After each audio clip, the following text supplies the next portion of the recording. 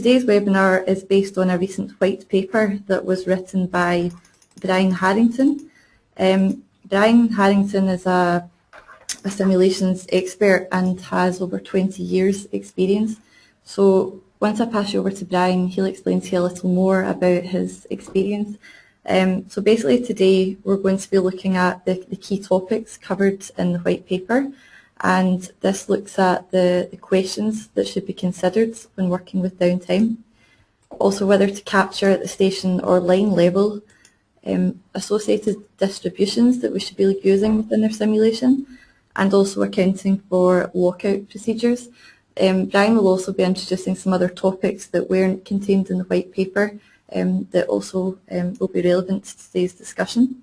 So that's everything kind of covered from my perspective. So what I'd like to do now is I'd like to hand you across to Brian Harrington, who's going to deliver today's presentation.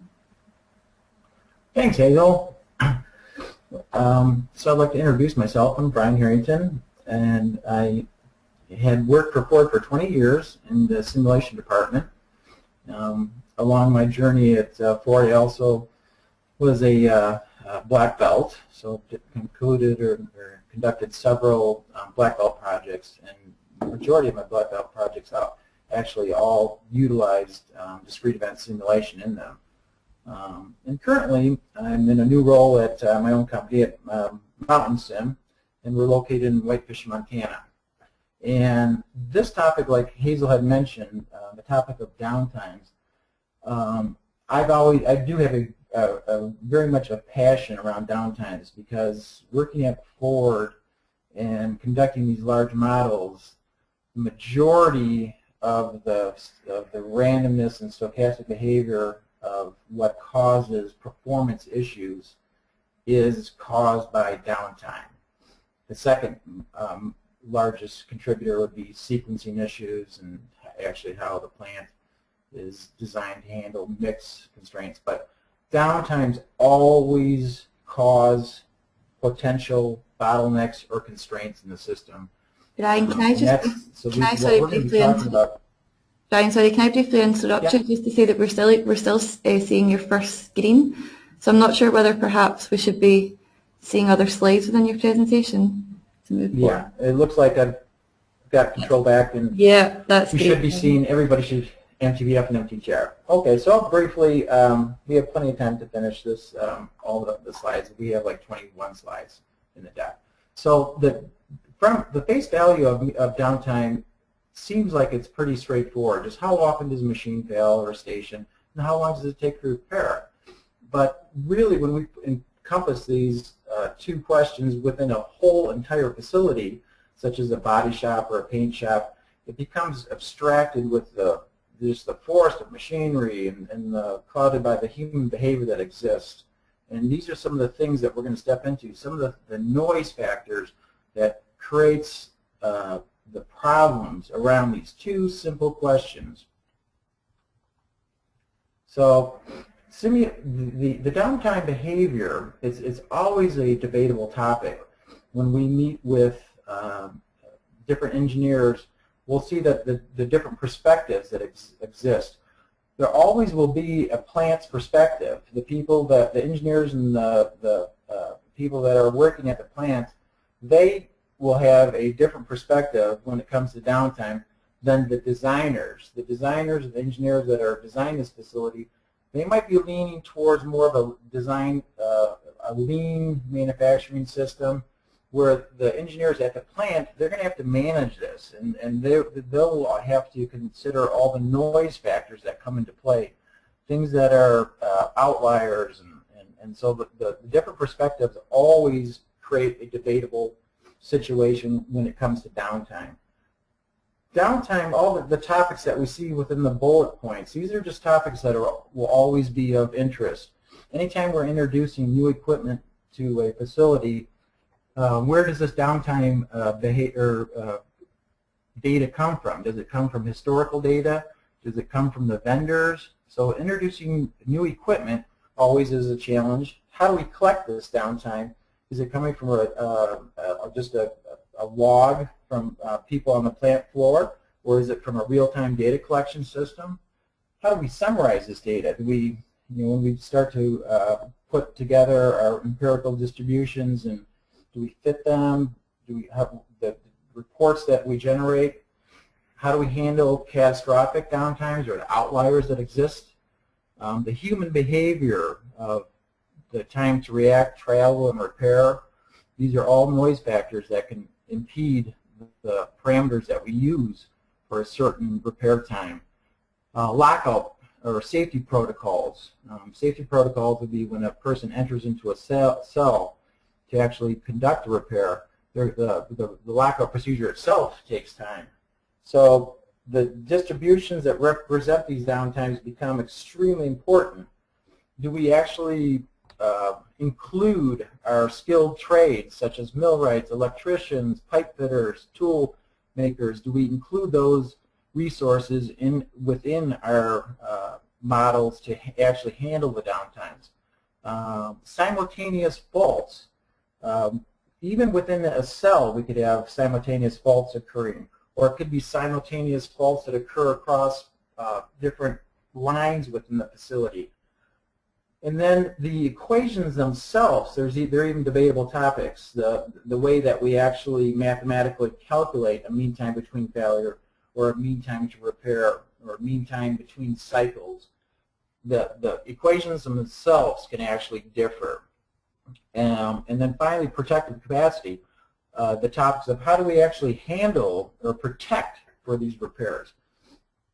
And just to reiterate it, every one of these points, the plant and the designers will have a different perspective on that. So first of all, we do need to have a thorough understanding of just what MTBF and MTCR is, or the definitions of the mathematical definitions. And then ultimately, we'll sum it up into the availability. The availability is the availability of this particular machine 90%. Is it 95%? It's, again, actually, when you think of just the mathematical sum of when we're stepping into an MTBF, it's really nothing more than looking at when a fault occurs.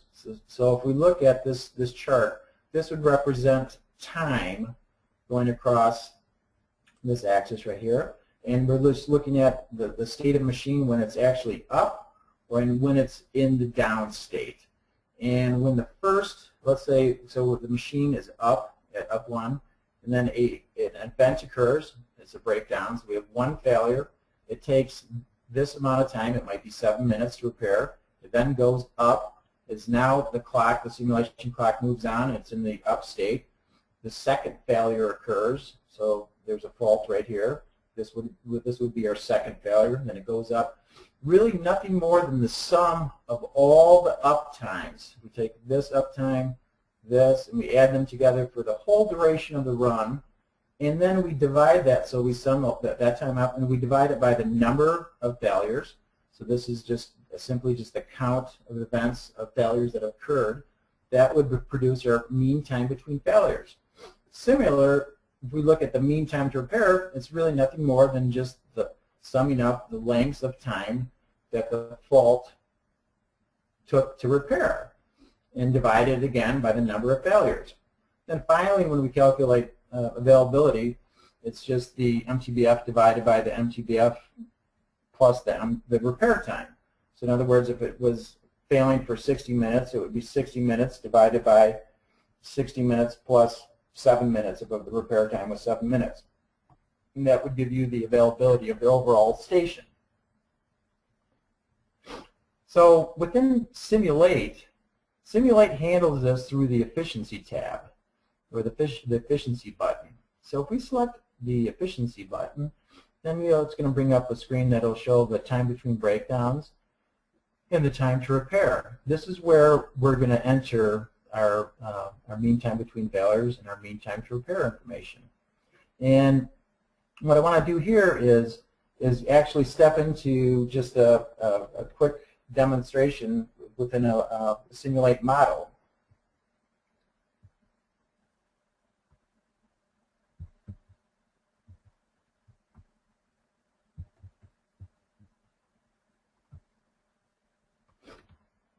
Okay. So this model rate that we're going to be looking at is actually just how Simulate proving out how Simulate handles downtime.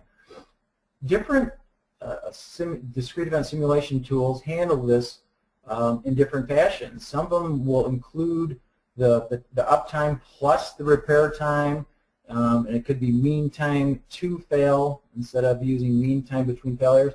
So half of the battle is when you're collecting data and incorporating data in your models is just verifying and validating that the entire team has the correct definitions on how they're defining a downtime behavior. So in this case, this model down below here is just a simple model, and I always suggest when you're doing your modeling to go above and beyond just what's in the help files, is just to build a quick little model.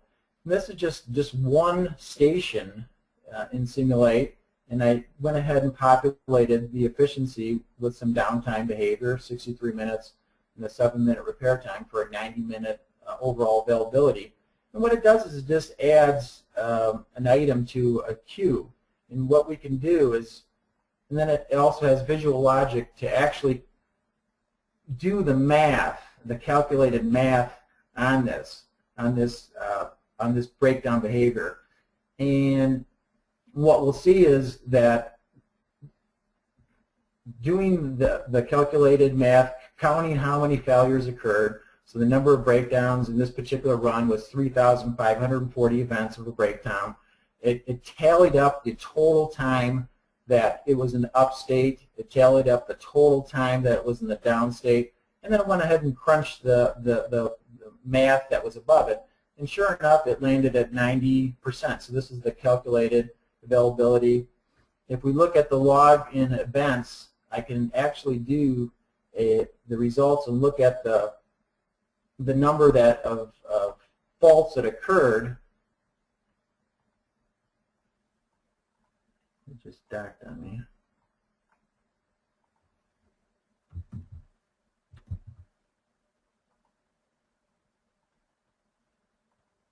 And we can see that in this case there should always only be one that's occurring. I'm going to step into the next actual model right. Well, it's just a mini model right here, and it's the same behavior of calculating it, of just populating the first station explicitly with. I'm sorry, I got to get calculate down. I can move that out of the way. This is just showing that it actually does occur at the end of the downtime, and then the repair occurs. So if we were to create our own model that had the repair time, or I'm sorry, the mean time between failures in the first station of 63 minutes, and then put the repair time explicitly on the station, and created a group, so only one work item could be in here, we'll see that it actually has statistically the exact figures. So this proved out that with one part in here of arriving at an exponential of 63 and repairing for 7 minutes, we come up with the exact same figures. Multiple breakdowns. This is where it becomes a little bit more complicated. If I was to populate this machine using multiple breakdowns, so in here I put 5 multiple breakdowns, and I'm using the same technique and math to calculate the number of breakdowns that occurred, the number of simultaneous breakdowns that occurred. When I say simultaneous breakdowns, this is when, since there's multiple breakdowns, you could have a fault occur and then another one occur within it. So we can look at the behavior. So this will be much more interesting. When I look at the behavior of this queue, the contents within this queue, this is actually going to show how many simultaneous breakdowns occurred. And then you can see here it spiked up to 3. So on average, or the majority of them come in at 1 breakdown. We get spikes up to 2, but we can see that 3 faults have occurred within the same, nested within each other. So the question is, how does Simulate handle that? Is this considered 1 fault, or is it considered 2 faults? And that makes a difference. And in this case, it's when the fault actually expands over the length of the initial fault that occurred. This would count as 2 counts of 2 faults. So you can just see these are just understanding the details. In particular, when we start getting into simultaneous breakdowns, it can become complicated. But we can prove it out and prove out how these definitions actually work within Simulate. So let's get back to the slides here. And this would be a good place to poll our audience on a question about the use of mean time between failures and busy time and mean time between cycles.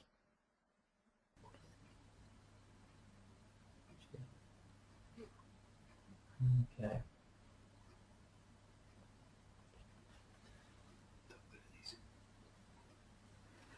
Okay, so from the poll that was just launched, so we can see the majority then, so 42%, are most commonly using MTBF, and then following that is people are using detailed beyond that. So Brian, is this surprising, or is this what you would expected to see?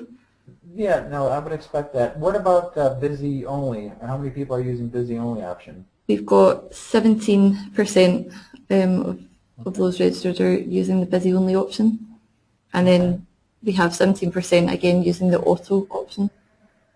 Okay. All right. Yeah, I'll talk about that towards the end because I think there's some good points to shine on that subject matter for sure. So that's interesting. That's okay. So I'll return. Okay.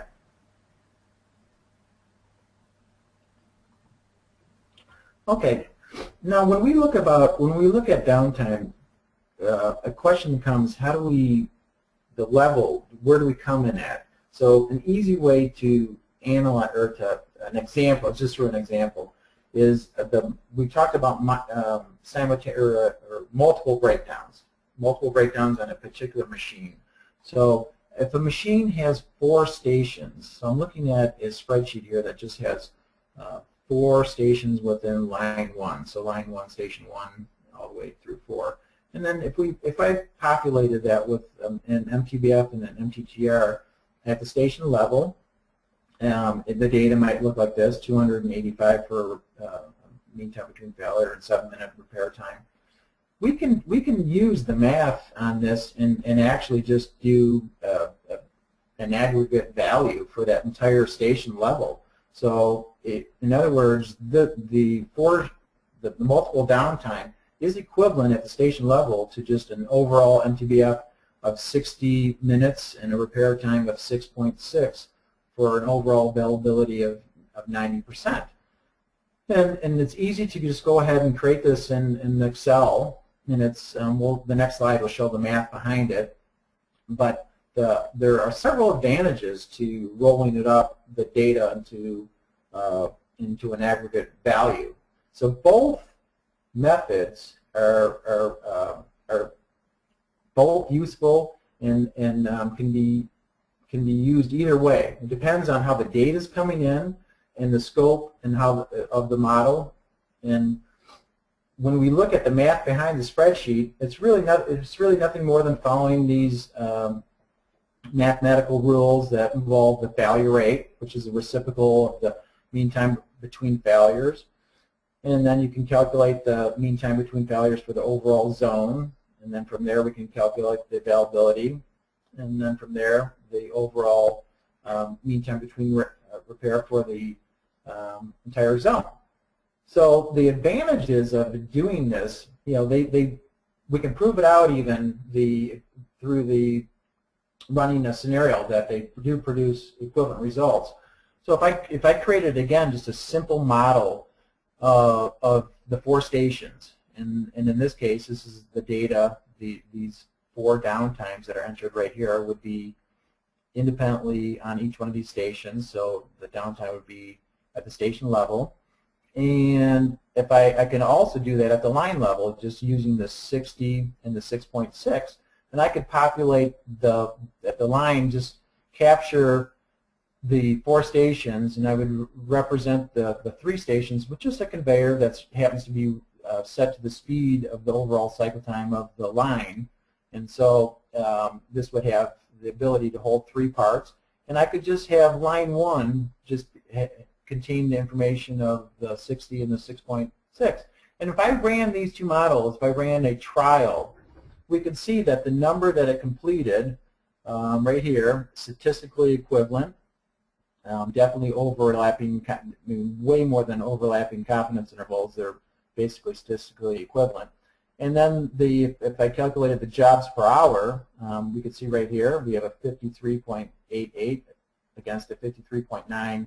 So right here they're producing statistically equivalent results. The advantages, this is the point that I was trying to say, the advantages of the aggregate value is it's a great technique when we have introducing new equipment to a particular station and we need to come up with an MTBF, a predicted MTBF and MTCR. You might actually, the engineer might have insight into the components that exist. There might be a database of how the reliability or the failure rates of the components. So basically you can populate that spreadsheet that I showed in Excel at the component level and come up with the aggregate value for that particular station. So that station might have 20 lines of components. Could be the end effector of a robot, could be clamps, things like that. But ultimately in your model, you're just going to use the aggregate value that represents a station. So it definitely reduces large data files. And it's also aids in the ease of communicating downtime figures. You know, ultimately it should be aligned with the scope of your model. If your model is showing the various lines and so on, you might just show the data at the line level. And if someone wants to drill down further, then they can look at the component level data. Because a typical body shop model might easily have 500 lines of downtime in it. So it becomes a little bit daunting to manage your downtime figures. So we step into the distributions that are most widely used to represent the mean time between failures, how often a failure comes in, and how long it takes to repair. Definitely the mean time between failures is going to should be representative of Poisson process, which is exponential arrivals. So, or known as a negative exponential. But basically, the exponential distribution from these characteristics of memoryless, the majority of the faults are going to, or of the events are going to be 63% of them are going to be less than the mean. When the mean and the standard deviation are equivalent, you have an exponential. So, and they're highly skewed to the right. So even the behavior of how often the machine fails is similar to the arrivals of, just arrivals of following a Poisson process. So exponential, the family of exponential distributions is widely recognized as the distribution or the shape of how often failures will occur. In the Erlang distribution, or the family of Erlang curves, is an excellent way to represent the repair time. So we can see that a repair time, a lot of them will be close to near zero. It could be just simply setting reset button, so minor occurrences. And then the shape parameter of K, usually it's between 2 and 3. That's going to put you out towards, like, let's say in this example here we had a repair time of 7 minutes. It might put you all the way out towards 40 minutes, so an outlier of a possible catastrophic failure. But the average will be the 7, and a lot of the behavior will be just simple minor occurrences. And then also the Erlang distribution takes on a wide range of curves. When k equals 1, it actually approximates the exponential distribution as well. An excellent way to, when you're looking at your data, is to use StatFit. It's a simulate statistical tool, and it's the ease of actually just copying when you have a distribute or a model and it's creating data points. It's very easy to just copy that column of data, your empirical data set, and just simply do a graph data. So in this example, I was collecting samples of an exponential distribution. It was nothing more than a model that captured the time between failures. And so I was able to get a 8,000 points that represent the samples of an exponential, and I can do the descriptive statistics on it. And then you can easily do an auto fit. It's just a click of a button, and you can see that the exponential shows up as a valid curve for it, which it should, because that was sampling from it. And also, you might ask, well, what about the Erlang and the Weibull?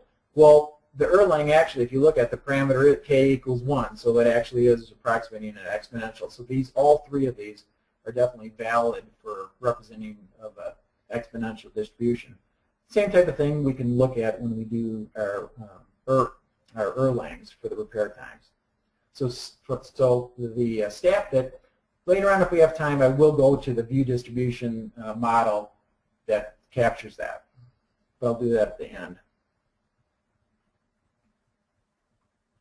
So when we look at the human factors in repair time, this comes up often when we're meeting with engineers, particularly at the plant.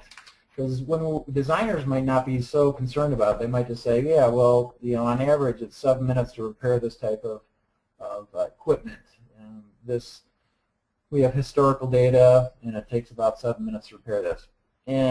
But from the plant's perspective, they might say, well, my skilled trades, they take time to get the radio, to receive the call, to get their tools, to actually travel over to make the repair. So when we look at Simulate can handle some of this through its capability of name distributions and utilizing the combination distribution. The name distribution is nothing more than just giving a known statistical distribution a unique name. So I can go ahead and create a distribution called React. I can create a distribution called Repair. And the underlying distributions might be normal distributions behind it, but I gave it a unique name. And then a combination distribution just basically says I can create a combination distribution that is the sum of several name distributions. So in other words, I can say that the repair time is, and in this case I'm just doing the time to react, and then the sample, so it'll take a sample out of that distribution, and it'll add it to the time to repair for an overall sample. So therefore, you might be able to include the time to react and travel, capture that behavior through just the combination distribution. When we talk about a lockout procedure or a safety protocol, there might be another, so I'm going to step into the next level. A lockout procedure is nothing more than a safety protocol that protects our skilled trades. When a skilled trade is entering into a station where robots are moving around and so on, we have to assure that there's no motion, that they're not going to get hit by a machine, or a press isn't going to come down. So basically, all skilled trades will actually have a physical padlock with their name on it, and they'll lock out the electrical box with their name on that, and you can't daisy chain locks. So every person that goes into it will lock out, and the protocol will actually shut off electricity, shut off any pneumatics, basically just down power the entire station. So a lockout procedure in itself might take 3 to 7 minutes to complete. So how is this handled? So the combination distribution, I wouldn't want to say that if I was to get a repair that was, when we looked at those Erlangs and we see a clump of figures that are close to 0, that's just pushing the reset button, that would not require a lockout procedure. So you can see here, I would want to, and I'm going to just show how you can create this. A lockout procedure, I would really want the behavior of a multimodal distribution, in this case a bimodal distribution. So I would want to say that if a repair time in my typical Erlang distribution, again if I was using 7, maybe the assumption would be, say, any of the samples that are beyond 10 minutes would require a lockout procedure. That would be a valid statement. So anything, so you're saying that if a reset occurs, any of the samples that occur below 10, it does not require any type of lockout procedure, but the lengthier repairs require a lockout procedure. So this can be captured, again, using a simple creating an empirical distribution for that. And the way that I did that, it's straightforward logic using visual logic. It's just basically saying that exactly what I just said, and this is just the code behind it. So if I drew a sample out of an Erlang distribution and it happened to be greater than 10, then I would I can then interrogate a normal distribution that is actually capturing that lockout procedure time, and then I would just simply add that to the Erlang sample. So in other words, this would be the figure of greater than 10 plus the sample of 3 to 7 minutes for that lockout. And then I would use that as my overall sample.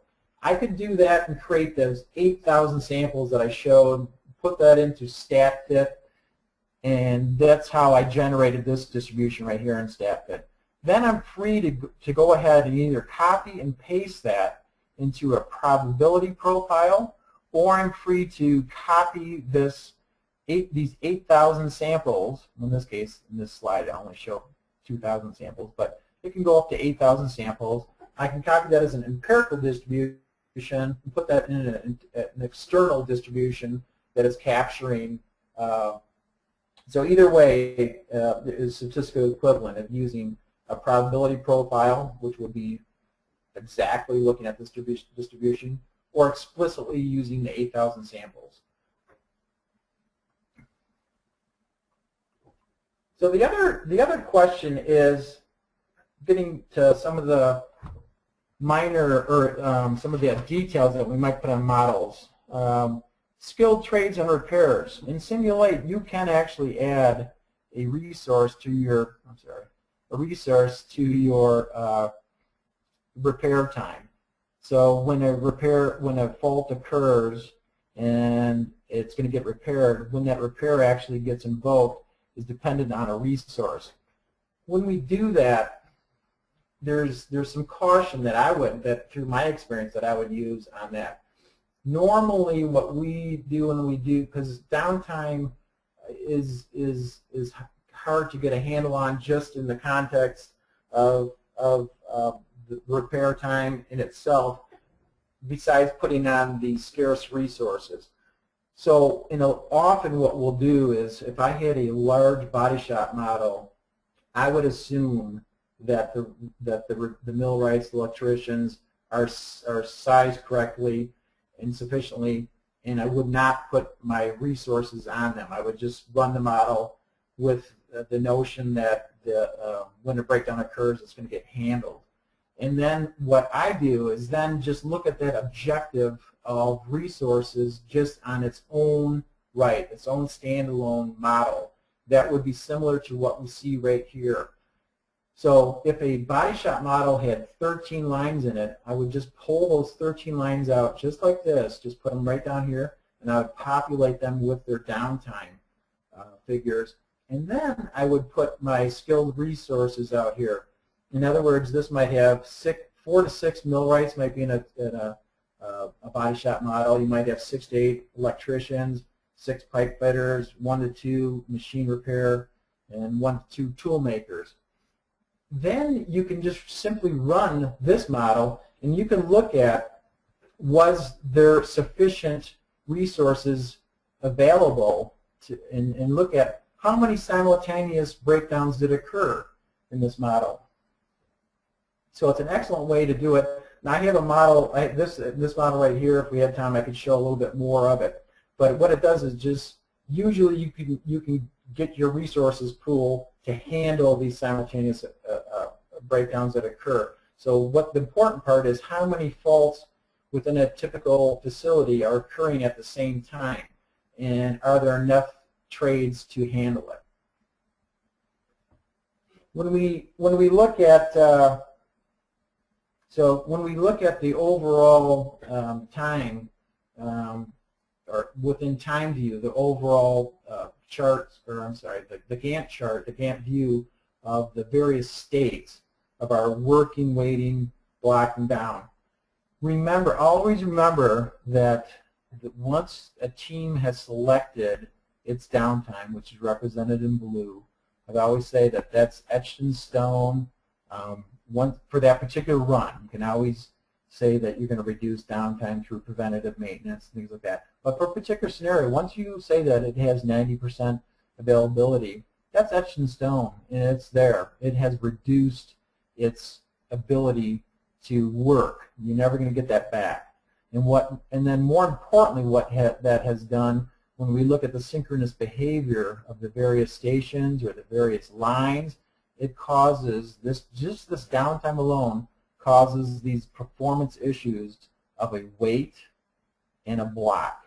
And these once these wait and the blocks occur, they're again chipping away at our available time to produce parts and produce work. So the bottom line is here that downtimes always cause performance issues that arise within a wait and a block. And whenever you see a stair-step behavior of a wait, this is a telltale sign of synchronous behavior or the need for breaking it up through some buffering or protective capacity. So some of the ways that we look at protective capacity on how we can make improvements or absorb some of this downtime. We can create machines that have overspeed in them. Overspeed is really reducing the cycle time of a particular machine just taking out seconds, maybe a couple seconds on a cycle might do it. That also resides in buffers, the decouplers. We'll see that, or the actual buffers or storage areas that we put between lines. Surprisingly, like if a machine's downtime is 7 minutes and we see buffers that are sized at 8, well, there's no surprise that it's 8, because if a machine is producing, let's say, 60 jobs per hour, what it's saying is you more than likely need a buffer that's going to accommodate that breakdown that on average takes 7 minutes. So a buffer of 7 or 8 usually can handle that can absorb some of this downtime.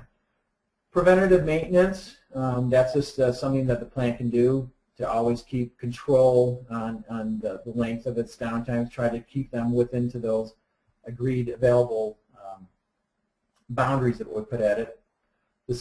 We have limited skilled trades.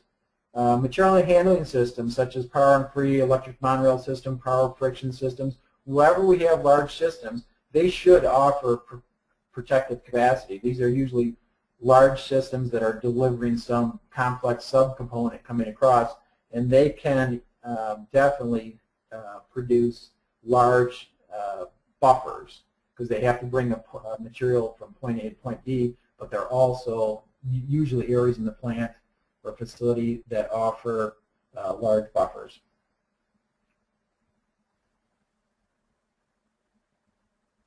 Yeah, I want to definitely have time for questions and answers. So through this presentation, we touched on a lot of subjects, and breakdowns are usually, like I say, debatable topics and so on. They get very passionate in the conference rooms when you're discussing them. They cause the most performance issues within our facilities. So we've just touched on a lot of points here. And if you have, please feel free to ask any questions at this point. We still have about 15 minutes left in the presentation, and we'll go from there. So That's at this point, do we have any questions? Yeah, Brian, there's been a few questions that have come in throughout the webinar. So say thanks very much. And if I just read out the first question, and I'll just go through them in turn. So the first question that had come in was, what kind of equipment should we consider when working with simulations within a body shop? So what kind of equipment should we consider when working with simulations for a body shop? Yeah, in a body shop, I've spent actually the majority of my career within the body shop. So body shop is where the metal vehicle, the body in white, is being produced. So it's all the sheet metal of a vehicle coming in. And it usually starts off with like the front structure of a vehicle, all the way through body sides coming in, all the way through our closures line, which is hoods and doors and so on. So at body shop, you definitely want to pick up all the main lines of the body and white vehicle. So that would be through front structures, through closures. You want to have your body sides system. So there will be subsystems such as body sides or front structures that come into play. Those are usually coming in through some means of a material handling system, a power and free system. So as far as the downtime level on that, I would always want to come in at the usually at the station level. So with that said, there easily could be 20 lines within the body shop. So you would want to come up with mean time between failures and mean time to repairs for these 20 lines. And then if you can drill down to the station level, that's all fine and dandy. But that's going to depend on your team. So if your a good starting point is to just come up with an approximation of the availability at the line level and then start drilling down further, you can go all the way to the component level. That's great. Thank you, Brian. The next question then is, how can we figure out MTBF and MTCR for each component in North America? So how can we figure out MTBF and MTCR for each component in North America? The question was. Yeah, that would be a question like that. You would have to be. The answer would be drilling down to the vendors that are responsible for supplying their components. So in other words, if a particular vendor is producing the equipment for a front structures line, more than likely they're going to have some historical data on their components. So in other words, they will say, if I'm a vendor responsible for building a front structure, they'll know the intimate details that make up that front structure at the station level. And a particular station might have 4 robots, 4 end effectors, the various clamps that hold the part in and so on. And then they would interrogate their database of reliability figures of each one of those components. That's probably the proper way to do it. That takes a little bit of time and it takes effort from the team to get that data. And that's a team effort that expands into the vendor as well. So it requires a little bit of sharing data also. So there are some hurdles to get through that. Easier said than done, but definitely doable. Okay, thanks, Brian. We have a question. How do you include downtime/availability when simulating mean cycles between failure? So how do you include downtime/availability when simulating mean cycles between failure? Yeah, when we look at mean cycles between failure, it's going to be, it's an interesting way of doing it. Couple comments here. Mean, when we look at, if we were to do it in the cycles, I think it aligns much more appropriate for like changeover behavior, because it's easy to consider that if I had, let's say, a robot that was welding, and then after 10,000 welds, I need to change the chip.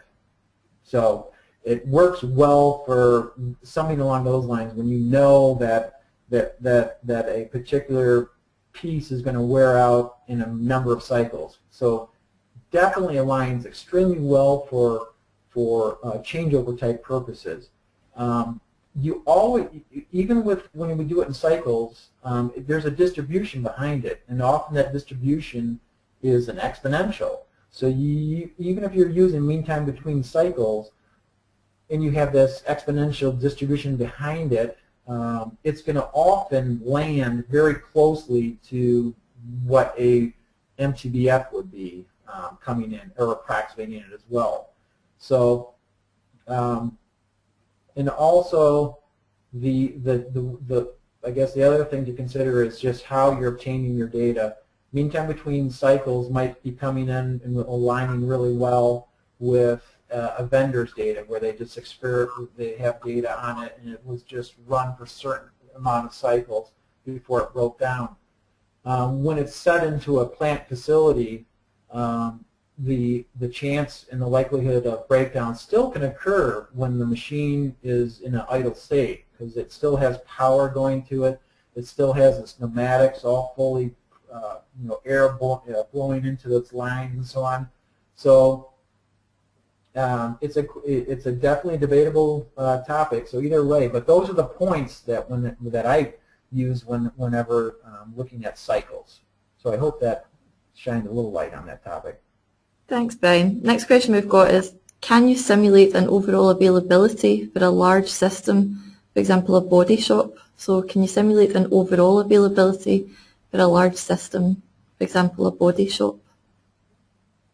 Yes, you can. You can collapse. I think that where that's coming in is, can I collapse an entire facility and represent that in really a black box? In a black box, you can often take a whole facility and look at the arrival of what's going into this system, the rate of creating parts into the system, and the amount of parts that it's outputting, its output. So you can capture the facility within a distribution itself, and that distribution can include this noise or this downtime behavior that occurs within it. So that really steps into creating a valid black box.